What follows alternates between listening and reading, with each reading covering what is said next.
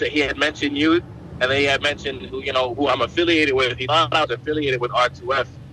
You know what I mean? So word's getting around. My grandfather knew about it too. My grandfather knows my involvement in the movement.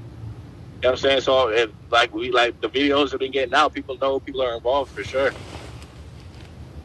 But I want to understand. Let's take a step back. So you say that he said. Now he say, you say, but he's your uncle, right? No, wait a minute. That's he's my uncle from my marriage. Yeah. He is your uncle by marriage. Okay. So what did he say? He said that he witnessed, and he went to Pakistan himself.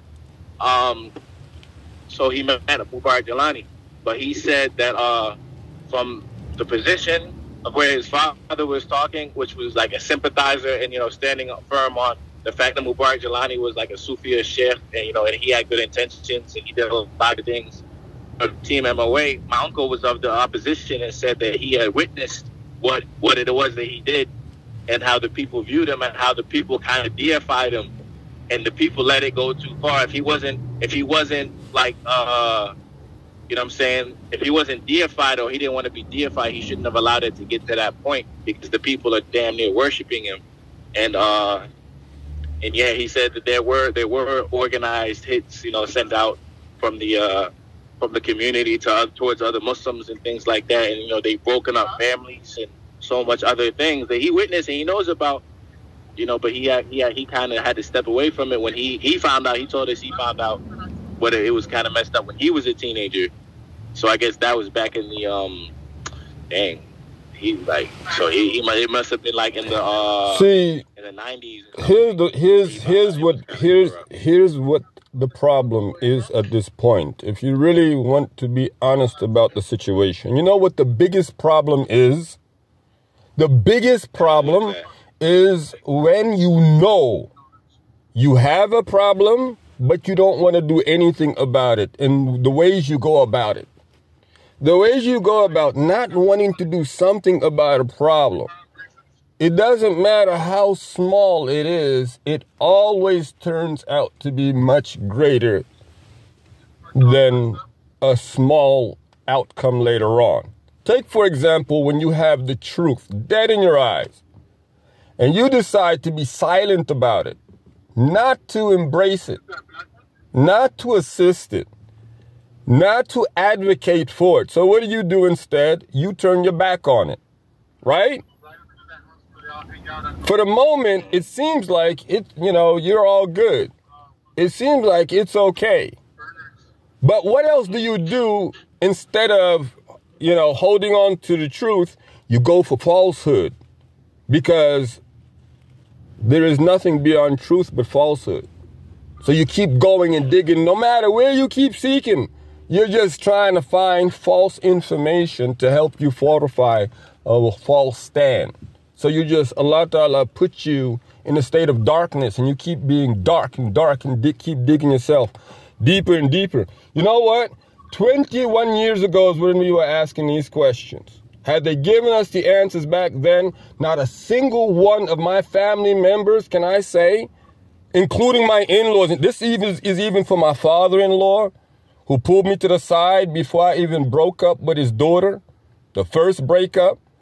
He pulled me to the side. I was the imam of that family, and I can tell you until today how that man recites the Quran. And every time he led, because I would make my father-in-law lead the salah, every time he led, I could even recite those surahs to you, but that's okay.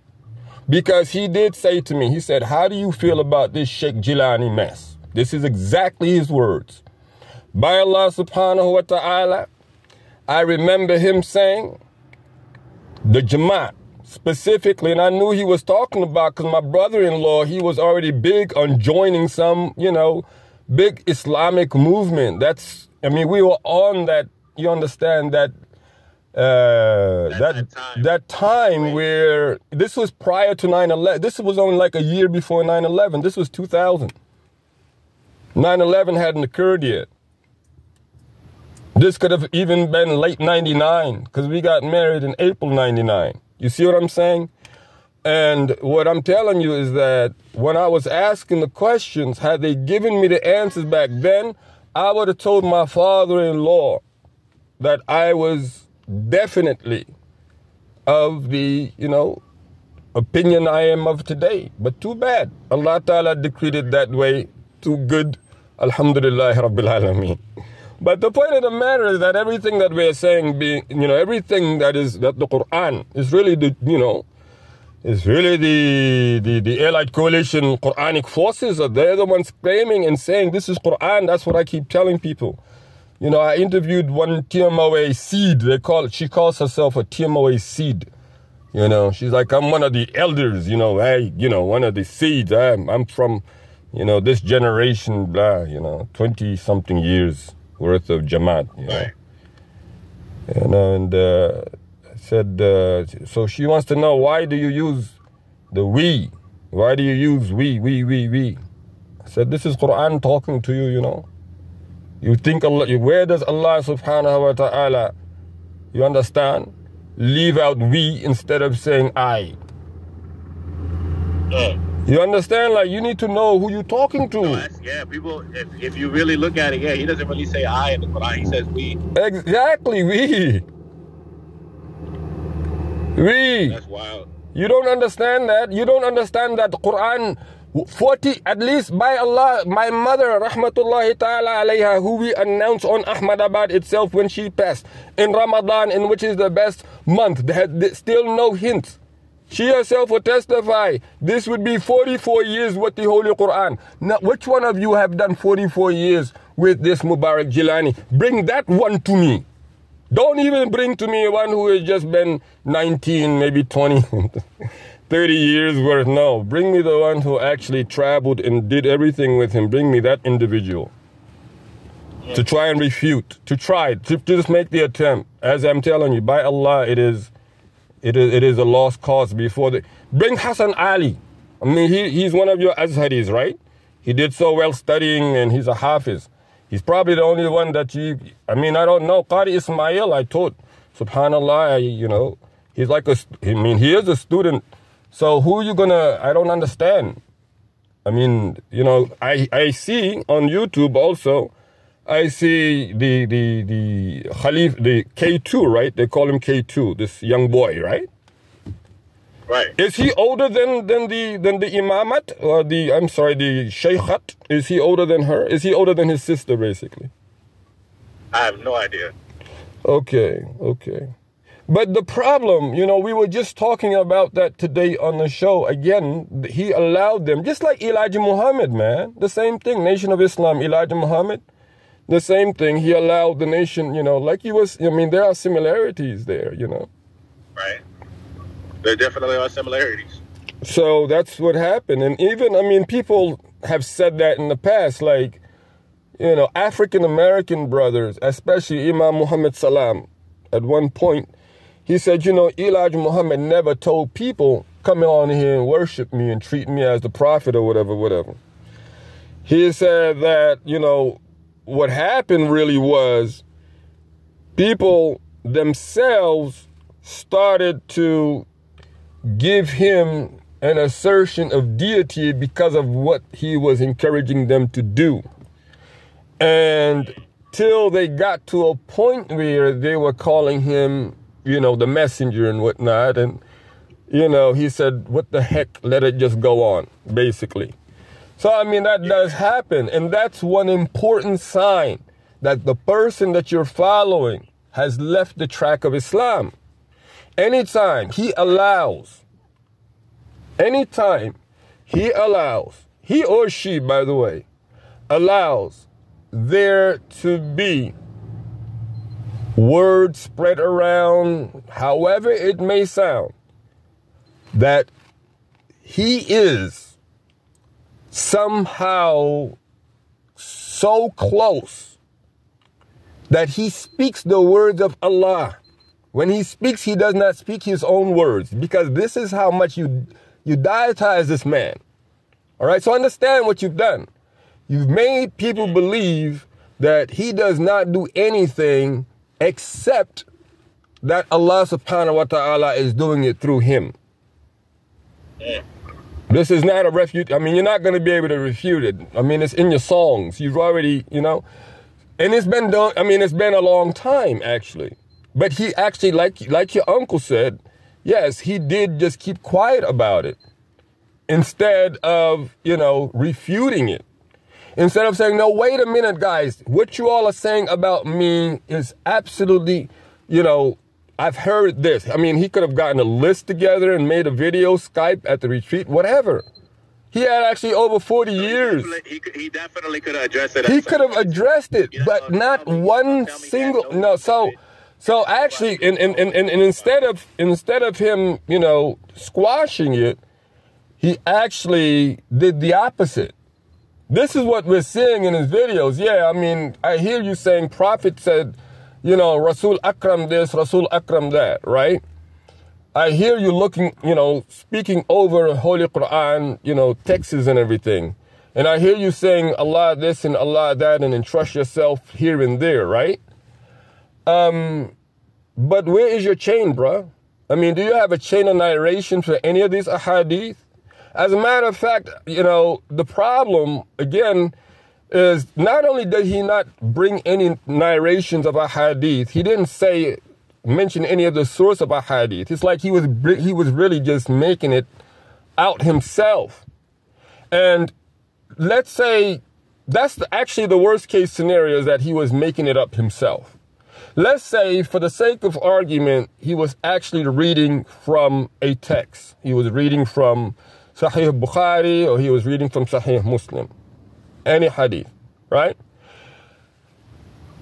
He had to have mentioned that this was narrated by such and such Sahaba, and the chain comes from Tirmidhi, Bukhari, it comes from Muttafaqun alayhi, you know. It's like, but instead what he had is somebody who is quoting their own, you know, who is quoting hadith, which could even be hadith sahih, which may be hadith sahih. So there goes the more doubt and the more doubt and the more doubt into his defense. You understand? So now we have the Quran already. It was already like, there was already the direct assault claim. And again, among so many other claims, like you practicing Islam without Quran.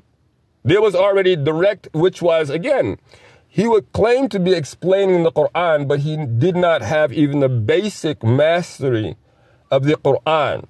Since he did not have the basic mastering of the Quran, there was no way he could have been explaining Quran. Because now he had to fall back on English text, which was not what the Quran was revealed. The Quran was not revealed that way. You understand what I'm saying?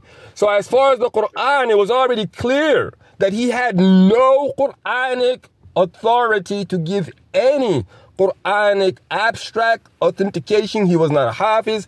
He was not a Qari. I mean, those were just like the basics. That's like, you know, yeah, you have, you know, I mean, you know, we have so many of us who can't recite. You can recite, and now you've been able to understand what, you know, Allah Ta'ala has bestowed for you coming out of your mouth.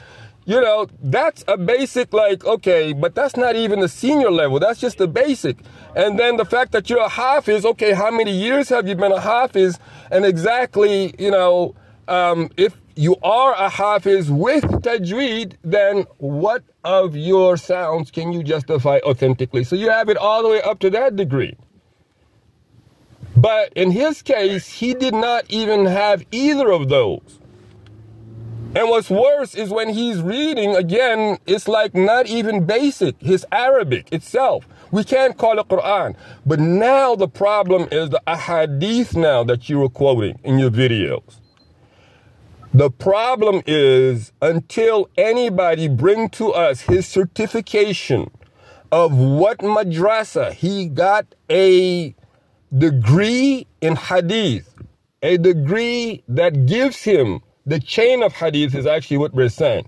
In other words, if he did not graduate from an institute that made him a muhaddith, then we're also calling out the ahadith that he quoted.